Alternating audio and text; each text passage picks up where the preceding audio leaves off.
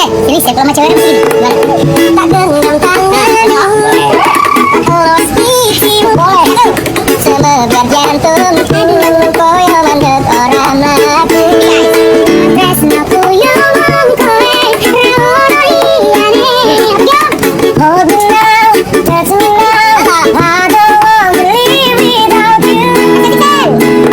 Say nothing's gonna change my life for you. Oh, now I know how much I love you. One thing you can be sure of, I'll never ask for more than you. And nothing's gonna change my love for you. Yeah, I know now how much I love you. You wanna change my love too, but nothing's gonna change my love for you. Oke, mari kita membahas tentang perkembangan iptek di bidang kesehatan di Indonesia.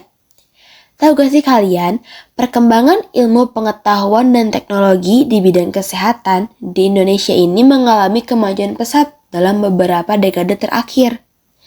Hal ini ditandai dengan inovasi dalam pengobatan, digitalisasi layanan kesehatan, serta peningkatan produksi alat medis dan obat-obatan dalam negeri. Indonesia mulai mandiri dalam memproduksi vaksin, seperti vaksin merah putih dan Indovac untuk COVID-19. Selain itu, riset terhadap obat herbal dan jamu semakin berkembang untuk mendukung pengobatan alternatif. Layanan kesehatan berbasis digital berkembang pesat juga, seperti aplikasi telemedicine, kayak aplikasi Halodoc, dokter gitu, yang memudahkan masyarakat berkonsultasi dengan dokter secara online. Pemerintah juga mengembangkan Satu Sehat, yaitu sistem integrasi data kesehatan nasional. Indonesia mulai memproduksi juga alat kesehatan sendiri, seperti ventilator lokal dan alat rapid test. Penggunaan AI dan Big Data juga diterapkan dalam analisis diagnosa penyakit. Kemudian, beberapa rumah sakit juga mulai menerapkan robotic surgery untuk meningkatkan akurasi dalam operasi. Stem cell terapi juga mulai dikembangkan untuk menangani penyakit degeneratif seperti stroke dan diabetes. Oke, tadi udah ngebahas perkembangan secara umum. Sekarang aku mau ngebahas perkembangan iptek di bidang kesehatan yang sesuai dengan nilai-nilai Pancasila. Yang pertama, ketuhanan yang Maha Esa. Contohnya peningkatan layanan kesehatan yang berbasis spiritual, seperti terapi psikologis yang berbasis agama.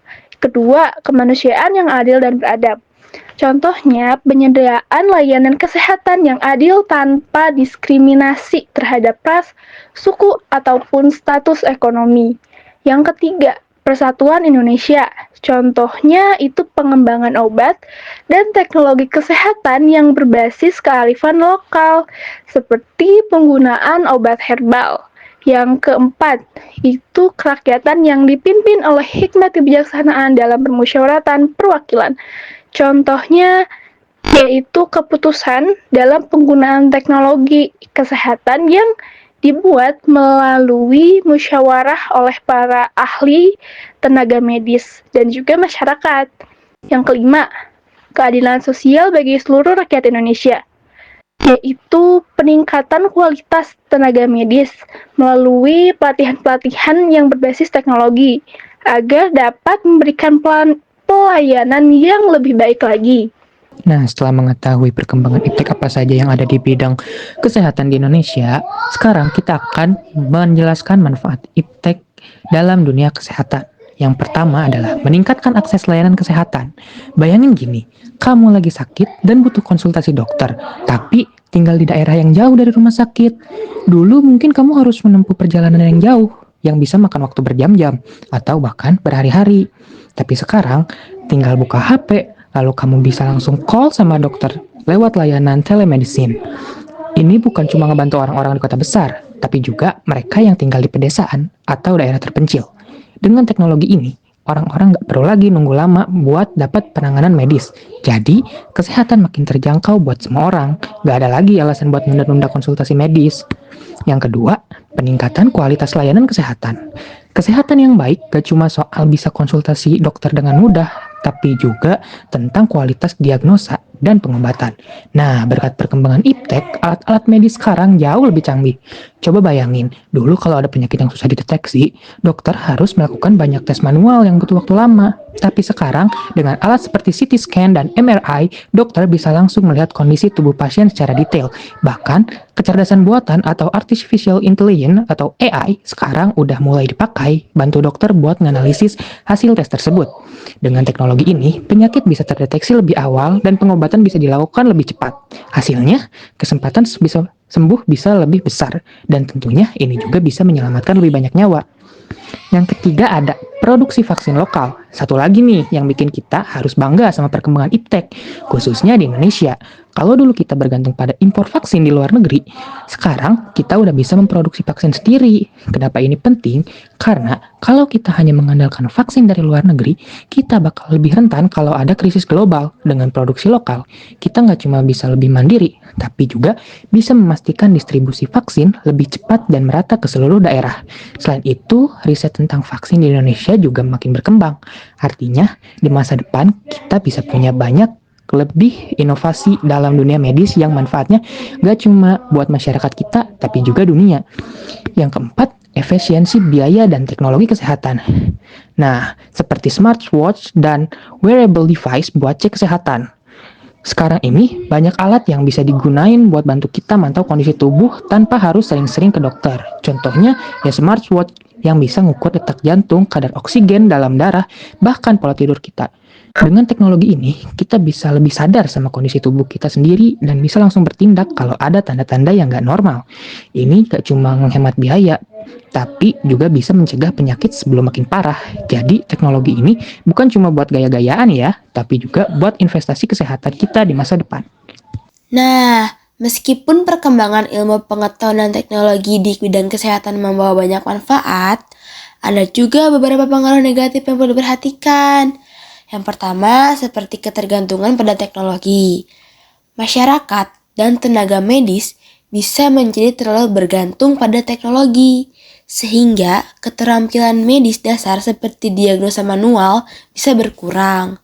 Jika terjadi kegagalan sistem atau gangguan teknis, pelayanan kesehatan bisa terganggu.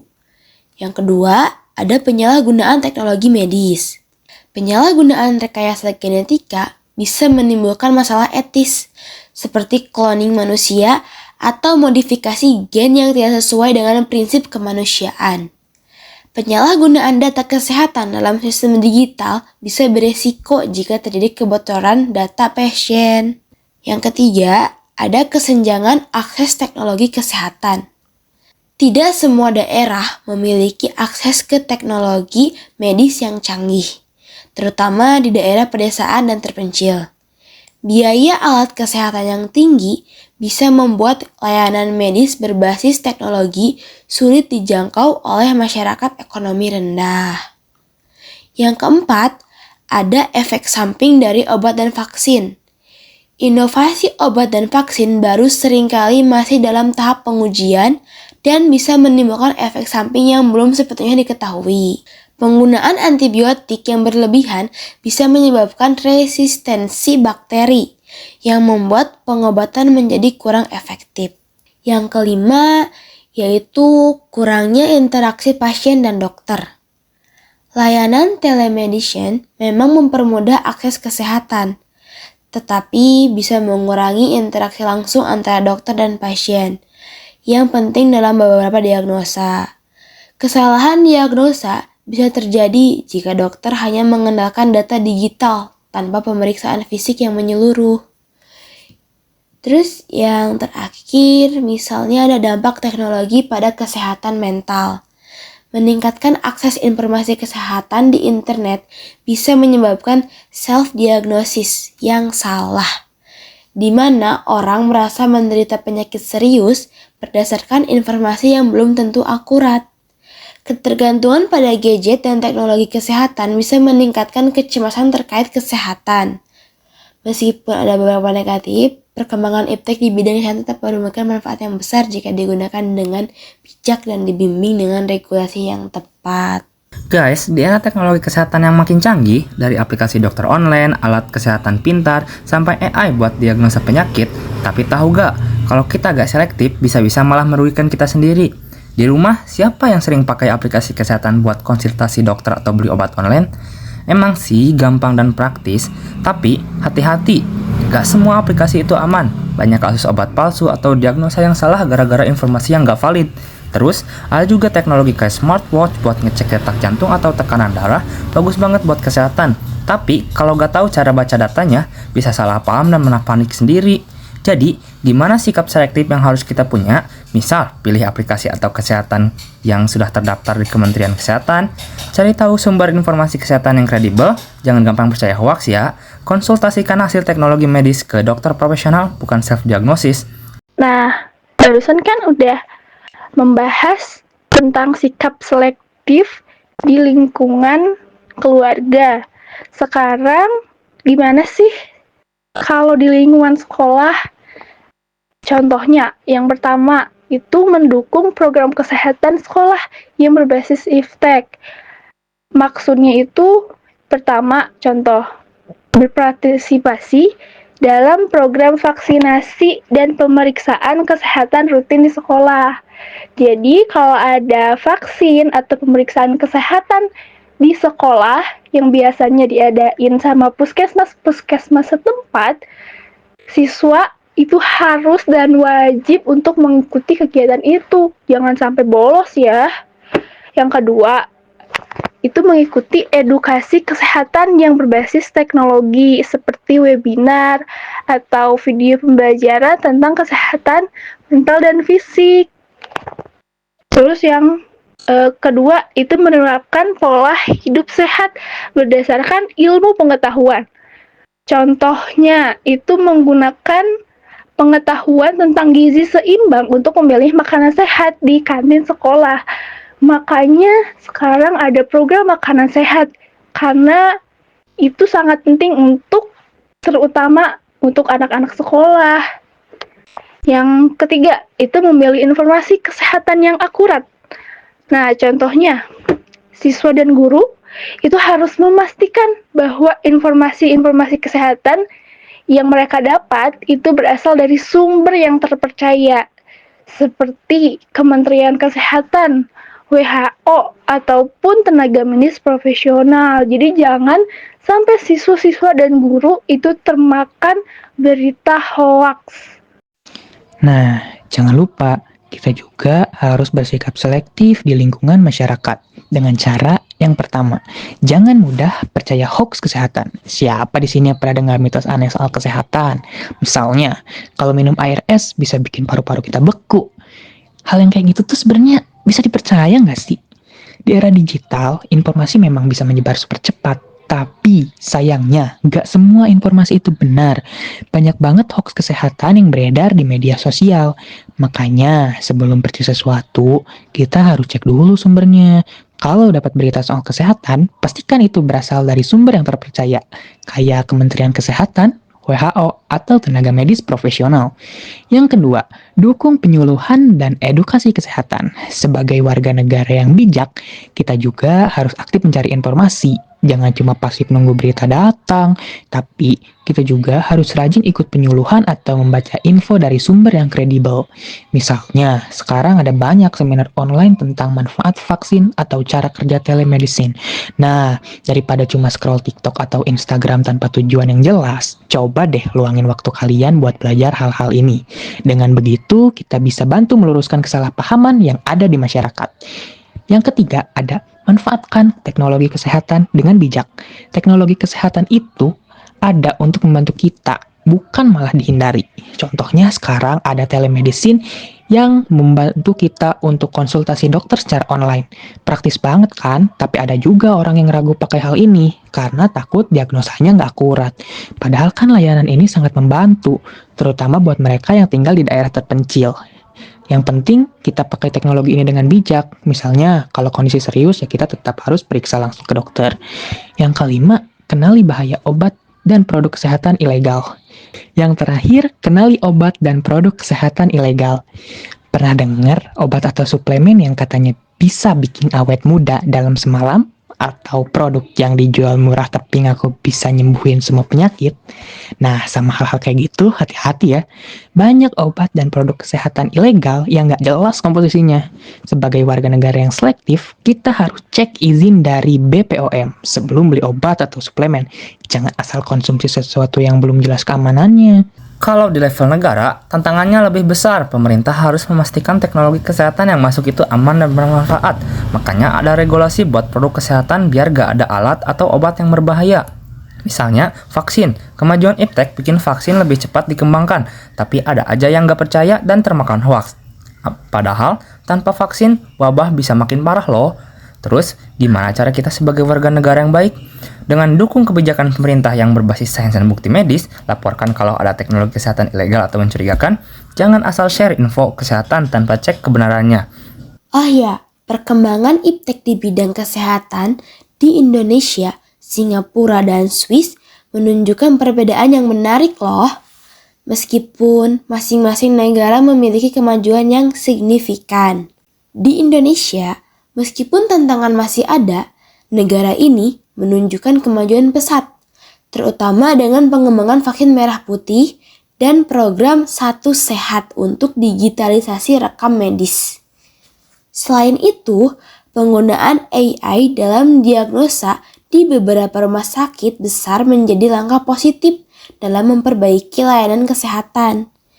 Indonesia juga mulai memperkuat riset kesehatan dengan semakin banyaknya inovasi yang berkembang di sektor farmasi dan teknologi. Sementara Singapura, sebagai pemimpin di kawasan Asia, memiliki pusat riset biomedis seperti Biopolis dan penerapan teknologi canggih seperti AI, robotika, dan big data dalam perawatan pasien.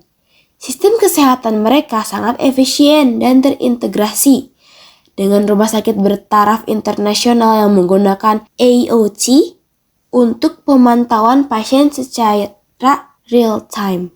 Terus, di Swiss, sebagai salah satu pusat riset kesehatan global, negara ini mendominasi dalam pengembangan teknologi medis dan farmasi. Perusahaan seperti Roche dan Novartis terus terinovasi dalam terapi gen, imunoterapi, kanker, serta robotika medis yang semakin maju. Dengan sistem kesehatan yang sangat efisien dan akses teknologi tinggi, Swiss menjadi contoh dalam pengelolaan layanan kesehatan. Secara keseluruhan, meskipun Singapura dan Swiss lebih dulu menerapkan teknologi canggih dalam bidang kesehatan, Indonesia tetap menunjukkan perkembangan yang signifikan dan potensi besar dengan semakin banyaknya riset lokal serta penerapan teknologi yang terus berkembang. Dengan dukungan yang tepat, Indonesia memiliki peluang besar untuk terus memajukan sektor kesehatan dan mencapai kemajuan yang lebih besar di masa depan. Di Indonesia, lagi berkembang, banyak aplikasi dan teknologi kesehatan mulai digunakan, tapi masih banyak hoaks yang bikin masyarakat bingung. Kalau di Amerika sendiri udah super maju, teknologi kayak AI buat diagnosa penyakit udah dipakai, tapi mereka juga punya regulasi ketat buat jaga privasi data kesehatan. Kalau di Jepang nih, udah maju banget, tapi tetap menggabungkan teknologi dengan budaya mereka. Alat kesehatan buat lansia di sana canggih, bahkan bisa mendeteksi kondisi tubuh secara otomatis loh. Aku mau ngambil dari Korea Selatan. Itu kalau di Korea Selatan memiliki sistem kesehatan yang universal dengan asuransi kesehatan nasional yang mencakup hampir seluruh warganya. Kalau di Indonesia, itu masih berkembangnya dengan program BPJS Kesehatan. Ya, walaupun masih banyak tantangan-tantangannya, misal masih belum merata akses di daerah-daerah terpencil atau kualitas layanannya yang belum betul-betul bagus gitu. Itu kalau di rumah sakit Korea banyaknya itu bertaraf internasional yang tenaga-tenaga medisnya pun sudah sangat terlatih. Sedangkan di Indonesia, jumlah tenaga medis itu masih sangat terbatas dibandingkan jumlah penduduk besar. Kalau di Korea Selatan, itu teknologi bedah robotik itu sangat maju. Di sana juga ada telemedis dan pencitraan medis berbasis kecerdasan buatan atau AI. Sedangkan di Indonesia itu masih dalam pengembangan teknologi medis canggih. Walaupun sekarang udah ada telemedis seperti Halodoc atau Halo Dokter gitu. Sekarang kita geser dulu nih ke arah selatan, ke negara yang dijuluki negeri kanguru, yaitu Australia. Kita tahu kalau Australia itu salah satu negara maju, tapi apakah mereka benar-benar jauh lebih unggul? Yuk kita bahas satu persatu. Yang pertama, akses internet. Siapa di sini yang pernah kesal gara-gara internet lemot? Ya, meskipun sekarang jaringan di Indonesia makin luas, tapi kecepatannya masih sering jadi masalah. Rata-rata kecepatan internet seluler kita sekitar 30 Mbps, sementara internet kabel bisa sampai 50 Mbps. Gimana kalau di Australia? Mereka punya internet kabel yang kecepatannya bisa lebih dari 100 Mbps, bahkan di daerah pedalaman. Tapi tenang, Indonesia nggak tinggal diam. Pemerintah sudah membangun proyek Palaparing, yaitu proyek kabel serat optik yang menghubungkan seluruh wilayah Indonesia. Jadi, kedepannya internet di Indonesia bakal semakin cepat dan merata. Yang kedua ada kecerdasan buatan atau AI. AI atau kecerdasan buatan bukan cuma dipakai dalam film sci-fi, tapi juga dipakai dalam kehidupan sehari-hari. Di Indonesia, AI mulai banyak digunakan di industri fintech dan customer service. Chatbot yang kalian pakai di marketplace itu juga salah satu bentuk AI. Tapi sayangnya riset AI di Indonesia masih kurang berkembang karena minimnya tenaga ahli dan fasilitas riset. Sementara itu di Australia, AI sudah dipakai dalam banyak sektor, mulai dari diagnosa kesehatan berbasis AI, robot di pertambangan, sampai keamanan siber. Bahkan universitas di sana punya program riset AI yang didukung penuh oleh pemerintah. Jadi kalau dibandingkan dengan Australia, Indonesia masih di bawahnya, tapi Indonesia mulai mengejar dengan semakin banyaknya startup teknologi berbasis AI. Yang ketiga, fintech dan transaksi digital. Dompet digital siapa yang lebih unggul? Kita pasti gak asing lagi sama GoPay, OVO, Dana, dan ShopeePay. Ya, Indonesia bisa dibilang rajanya dompet digital di Asia Tenggara. Bahkan UMKM di pelosok pun sudah mulai menerima pembayaran lewat kris. Di Indonesia, fintech juga berkembang pesat, tapi mereka lebih fokus ke sistem pembayaran dan pinjaman berbasis teknologi seperti Afterpay, layanan beli sekarang bayar nanti yang sudah mendunia. Dari segi adopsi dan jumlah pengguna, Indonesia lebih unggul, tapi dari segi keamanan dan regulasi, Australia lebih matang. Nah, yang keempat ada teknologi kesehatan. Siapa di sini yang pernah pakai Halodoc atau Halo Dokter buat konsultasi online?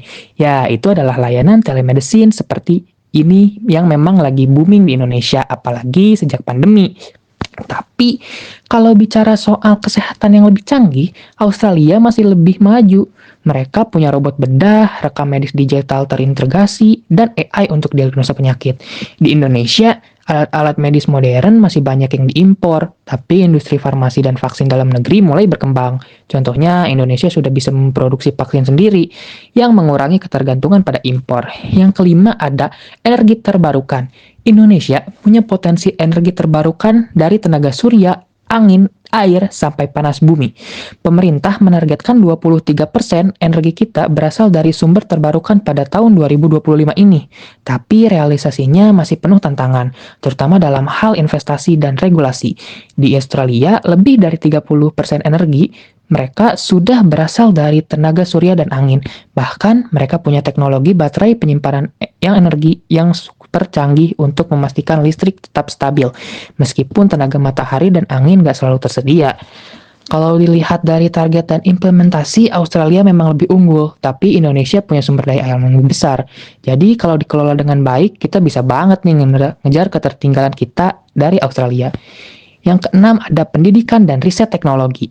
Kalau mau teknologi berkembang, pendidikannya juga harus maju. Di Indonesia, minat terhadap teknologi semakin meningkat. Banyak anak muda yang sekarang tertarik belajar coding dan AI. Bahkan Google dan Microsoft sudah bekerja sama dengan Indonesia untuk mengembangkan talenta digital. Di Australia, universitas seperti University of Melbourne punya riset teknologi yang canggih, mulai dari bioteknologi, AI, hingga eksplorasi luar angkasa. Pemerintah mereka juga memberikan banyak pendanaan untuk inovasi teknologi. Jadi, kalau dibandingkan, Australia masih jauh lebih unggul. Tapi Indonesia juga sudah mulai membangun ekosistem pendidikan digital yang semakin kuat.